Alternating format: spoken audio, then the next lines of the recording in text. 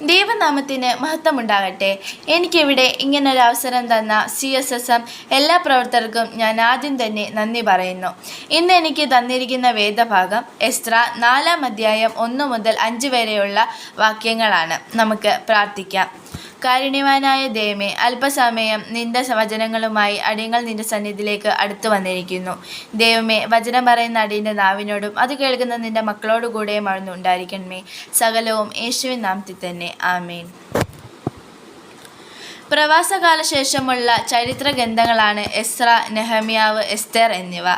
എസ്ര ശാസ്ത്രിയുടെ പുസ്തകത്തിലെ പ്രധാന വിഷയം ദേവാലയ പുനർനിർമ്മാണവും നെഹമ്യാവിൻ്റെ പുസ്തകത്തിലെ പ്രധാന വിഷയം യെരുശലേമിൻ്റെ മതിലുകളുടെ പുതുക്കപ്പണിയും ആണ്.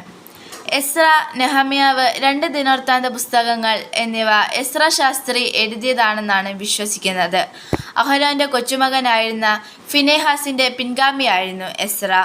പ്രവാസത്തിൽ നിന്ന് മടങ്ങിവന്ന ഇസ്രായേൽ ജനത്തിൻ്റെ അധർമ്മികമായ വൈവാഹിക ബന്ധത്തിൽ മനം നൊന്ത് കരഞ്ഞു പ്രാർത്ഥിച്ച എസ്ര അവരെ ഒരു കൂട്ടമാനസാന്തരത്തിലേക്ക് ആനയിച്ചു.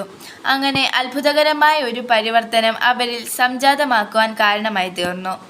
എസ്ര ശാസ്ത്രി എന്ന ഏക വ്യക്തിയുടെ ഹൃദയംഗമായ പ്രാർത്ഥനയുടെ ശക്തി എത്ര അത്ഭുതകരമാണെന്ന് മനസ്സിലാക്കാൻ സാധിക്കുന്നു.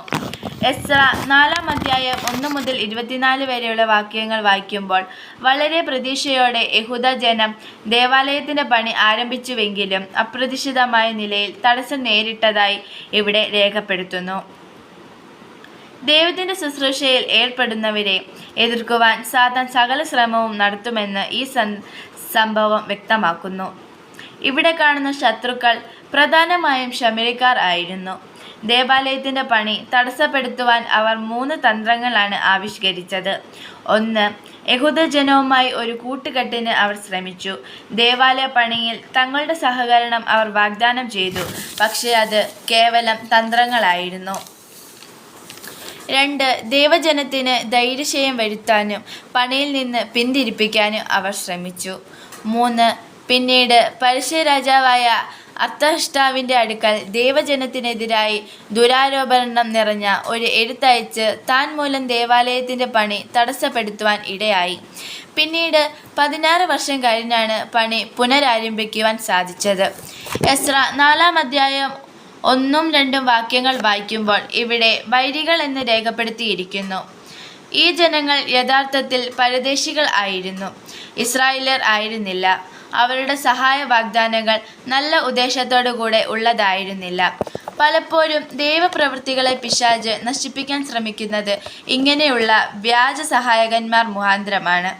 വിശ്വാസികൾക്ക് ഇത്തരം വ്യാജ സഹായകന്മാരെ ആവശ്യമില്ല. അതിനാൽ അവരെ ചെറുത്തു നിൽക്കുന്നതിൽ വിശ്വാസികൾ എപ്പോഴും ജാഗ്രതയുള്ളവരായിരിക്കണം. ഞങ്ങൾ നിങ്ങളോടുകൂടെ ചേർന്ന് നിന്ന് പണിയട്ടെ, നിങ്ങളുടെ ദൈവത്തെ നിങ്ങളെപ്പോലെ തന്നെ ഞങ്ങൾ അന്വേഷിക്കുകയും ഞങ്ങൾ നിങ്ങളോട് ചേർന്ന് നിൽക്കാം എന്ന കള്ള വാഗ്ദാനം നാം ഇവിടെ കാണുന്നു.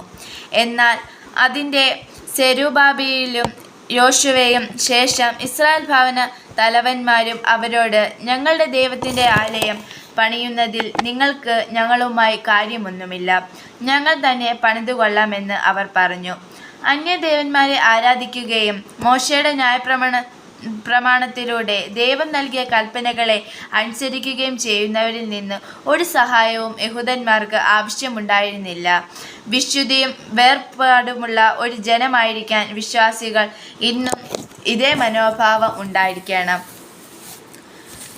2 കൊരിന്ത്യർ 6-ാം അധ്യായം 14-18 വാക്യങ്ങൾ വായിക്കുമ്പോൾ നിങ്ങൾ അവിശ്വാസികളോട് ഇണയില്ല, പിണ കൂടരുത്, നീതിക്കും അധർമ്മത്തിനും തമ്മിൽ എന്തൊരു ചേർച്ച, വെളിച്ചത്തിന് ഇരുളിനോട് എന്തൊരു കൂട്ടായ്മ എന്ന് നാം അവിടെ വായിക്കുന്നു.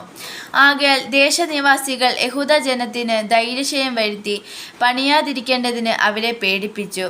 ദൈവം പ്രവൃത്തികളുടെ വൈരികൾ ഒരു രീതിയിൽ അതിനെ തകർക്കുവാൻ കഴിഞ്ഞില്ലെങ്കിൽ മറ്റു പല രീതികളും അവലംബിക്കുകയും അവരുടെ ഉദ്ദേശം നിഷ്ഫലമാക്കുന്നതിന് അവർ പർശ്യരാജാവായ കോരശിൻ്റെ കാലത്തൊക്കെയും പർശ്യരാജാവായ ദാര്യാവാഷിൻ്റെ വാഴ്ചയെ വരെയും അവർ വിരോധമായി കാര്യസ്ഥന്മാരെ കൈക്കൂലി കൊടുത്ത് വശത്താക്കി.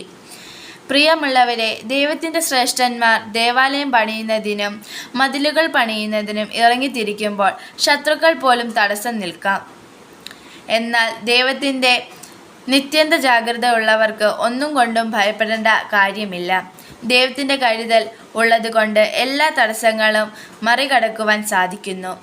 ദൈവത്തിൻ്റെ നിറഞ്ഞ സാന്നിധ്യമുള്ളതുകൊണ്ട് എസ്രാ ശാസ്ത്രിക്ക് നീണ്ട 16 വർഷങ്ങൾക്ക് ശേഷം പണി പൂർത്തിയാക്കുവാൻ സാധിച്ചു. പ്രിയമുള്ളവരെ, എന്ത് തടസ്സങ്ങൾ ഉണ്ടായാലും അതിനെ മറികടക്കുവാൻ കർത്താവ് നമ്മോട് കൂടെ ഉള്ളപ്പോൾ നാം ഒന്നുകൊണ്ടും ഭയപ്പെടേണ്ട എന്ന് നാം മനസ്സിലാക്കണം. ഈ കർത്താവിനെ പിൻപറ്റിക്കൊണ്ട് നമുക്ക് മുൻപോട്ട് പോകാം. അതിനായി ദൈവത്തിൻ്റെ പരിശുദ്ധാത്മാവ് നമ്മളെ സഹായിക്കട്ടെ. ആമേൻ.